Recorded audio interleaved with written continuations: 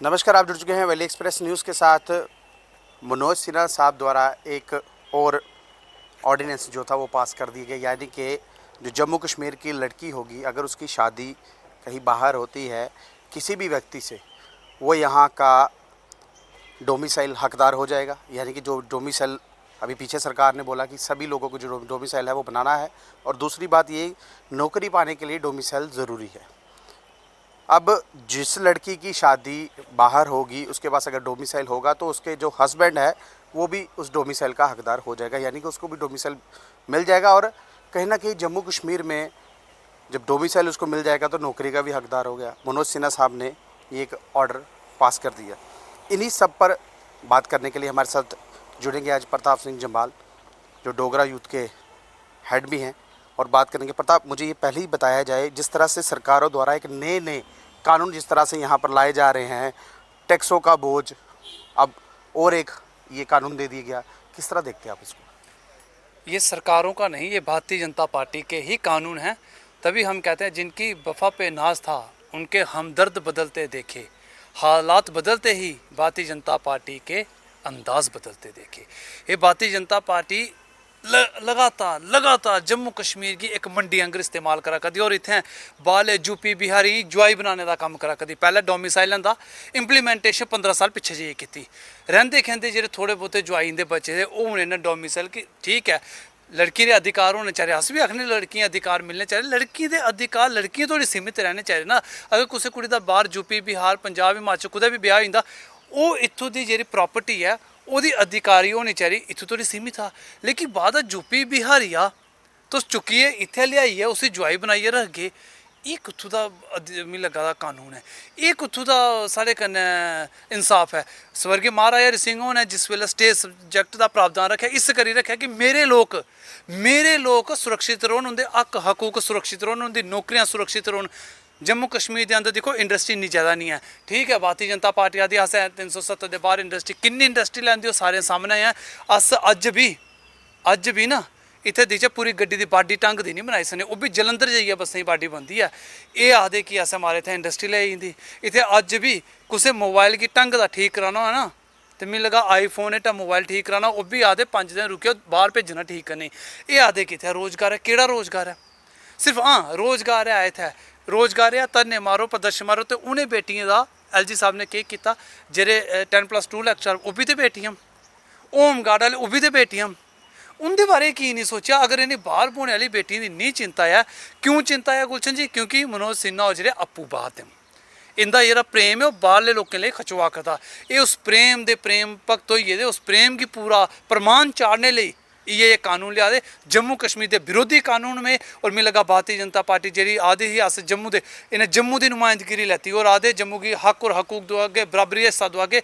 लेकिन अज जम्मू की बेचने में सब तो ज़्यादा रोल भारतीय जनता पार्टी का है, ये साबित करिए रखी। आप एक चीज़ और पूछूंगा आपसे, जिस तरह से एक जम्मू कश्मीर स्टेट हुआ करती है, इसको यूटी बनाया गया। सिर्फ यूटी ये नहीं है, और भी पूरे भारत में यूटीज़ हैं। क्या वहाँ पर इस तरह के कानून इम्प्लीमेंट किए जा रहे हैं, या सिर्फ जम्मू को ही टारगेट किया जाए पर्टिकुलरली?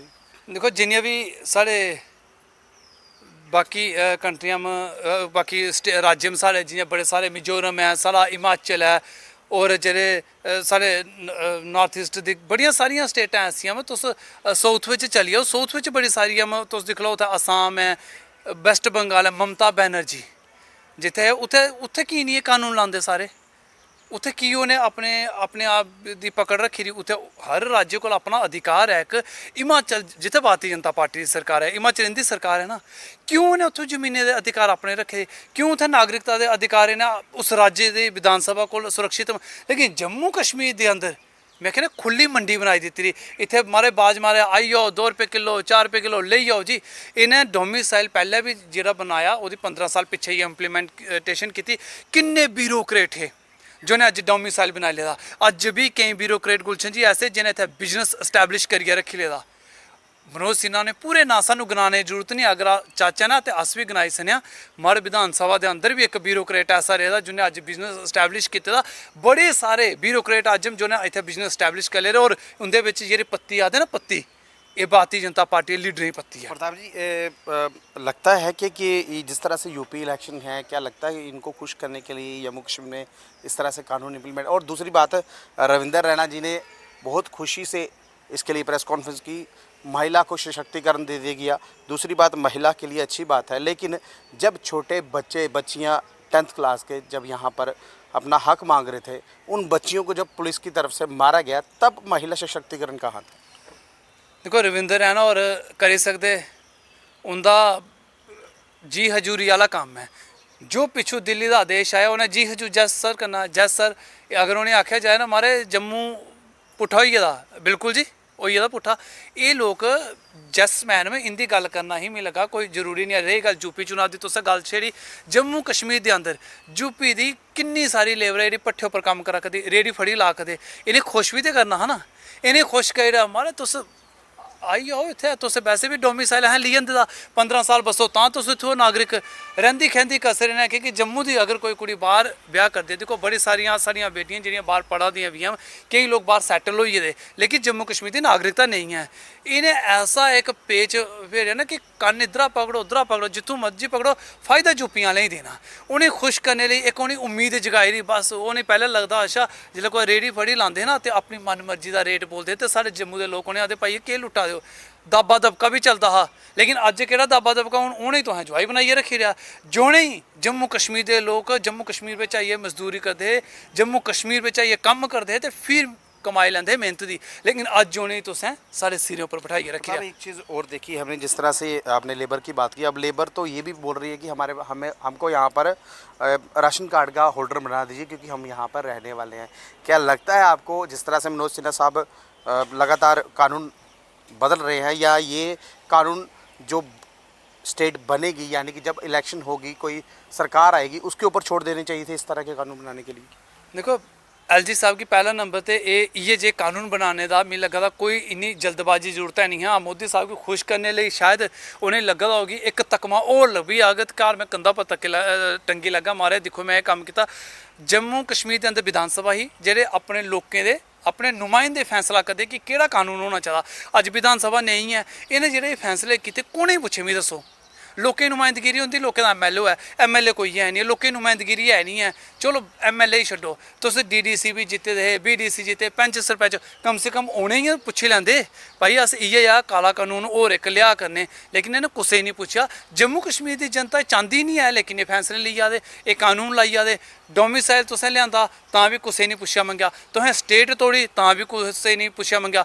और मी बड़ा अजीब लगता भारतीय जनता पार्टी जे सब तो बड़ा राष्ट्रवादी अपने आप गी आखदे, सब तो बड़ा नैशनलिस्ट अपने आप गी आखदे, इन्हें शर्म आनी चाहिए। स्वर्गीय महाराजा हरि सिंह ने विलय किया हिंदुस्तान कन्नै, इस सोच कन्नै किया कि ये एक ऐसा मुल्क है जिहड़ा वाकई राष्ट्रवादी है, ये एक ऐसा मुल्क है जिहड़ा वाकई सैकुलर है, ये ऐसा मुल्क है जिहड़ा जम्मू कश्मीर के लोगों की सुरक्षित रखग, उनके हक हकूक महरूम रोगन।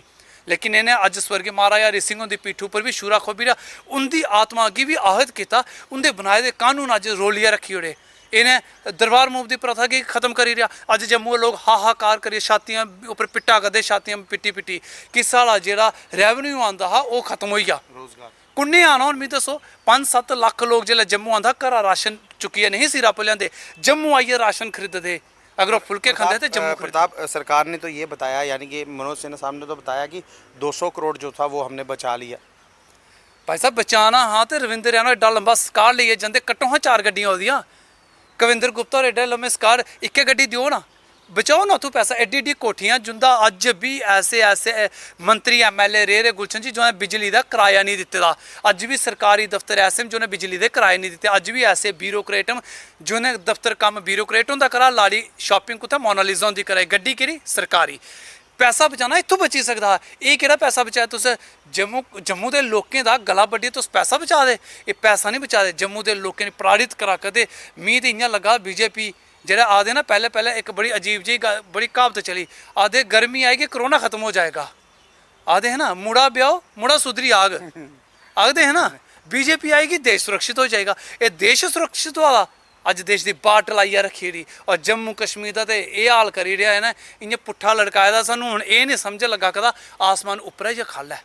ये हालत भारतीय जनता पार्टी ने करी थी। जम्मू के क्या कश्मीर दे लोग अज सारे लोग दुखी होए दे। ये एलजी प्रशासन कोला कोई लोकें सुविधा नहीं मिला करती। तुंदे सामने है स्मार्ट सिटी, लोकें घरें पानी बड़ी आ क्यों या बिजली इन्हें आखे कि प्राइवेट करी रूँ, पिछले दिन इन्हें प्राइवेट बिजली का किता पूरा, बिजली आ दी नहीं। एक बात और बोलूँगा, जिस तरह से स्मार्ट सिटी की आपने बात की,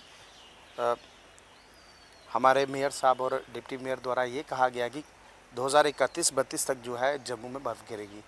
क्या लगता है आपको, जिस तरह से ये अपनी होर्डिंग्स लगा रहे हैं, चलिए होर्डिंग्स की जगह अगर पौधे लगाते तो हम बोल सकते हैं थोड़ा एटमॉस्फेयर बदलता, तो हो सकता था थोड़ी गर्मी कम होती, लेकिन गर्मी आज आप देख सकते हैं, आपको भी पसीना बहुत आ रहा है, गर्मी बहुत ज़्यादा है।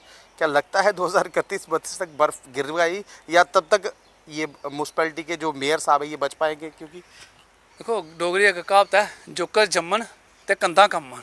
ये उहे साहब है, जोकर जम्मी आदे ते कंधा कम्मी आदियां। गल यह कि जो बत्ती का ने ठीक है, इन्हें आख्या बर्फ पौनी, मैं भी सहमत है बर्फ पौनी। ये आखे ना गर्म कपड़े इन्हें लान पौने। जो हालात है जम्मू कश्मीर के लोगों की कराए ना, इन्हें गर्म कपड़े लान पौने, नहीं तो इन्हें भी ना इंदी मावे सेकिया दिंदे रौह्ने, वो कोड़े तेला दे। ये जो किश कराए ना जम्मू के लोग सब सहन करा दे लै, जियां अस गर्मी सहन कराए ना, बिजली तो नहीं है लेकिन गर्मी सहन कराए ना, सिर्फ उम्मीद है कि सर्दियां मौसम आई है ना, कोई गल नहीं, उस वेले इंदा हिसाब करी उ'ऐ हिसाब इंदा मेयर ते डिप्टी मेयर दा होना। बाकी मेयर साहब दी जेह्ड़ी बुद्धि है, देखो होंदा है जिसलै झंडी डंडियां लग्गी दियां होन, बारी कोई होर खोला दा, पानी दी प्लेट लेइयै कोई आखदा, मतलब रुट्टी खाने लेई कोई हत्थ कोई तो आखदा, ते दमाग जेह्ड़ा थोह्ड़ा फिरी जंदा। एह् दमाग जेह्ड़ा फिरी जंदा, और गर्मी दा तापमान बी इसलै 42-42 ज़्यादा होई सकदा कि शायद थोड़ा जिहा गर्मी दी बजह कन्नै दमागी संतुलन थोड़ा अग्गें पिच्छे हिल्ली गेदा होऐ। कोई गल नहीं, 2-4 टकोरां लग्गनी आई जाना, सैट्ट होई जाना नहीं। बाकी जम्मू कश्मीर दी इन्हें मैं आखेआ ना हालत जी बिगाड़ियै रखी ओड़ी। इन्हें ये शर्म नहीं आई तो स्मार्ट सिटी आखा लोकें घरें दे अंदर पानी बड़ी आ।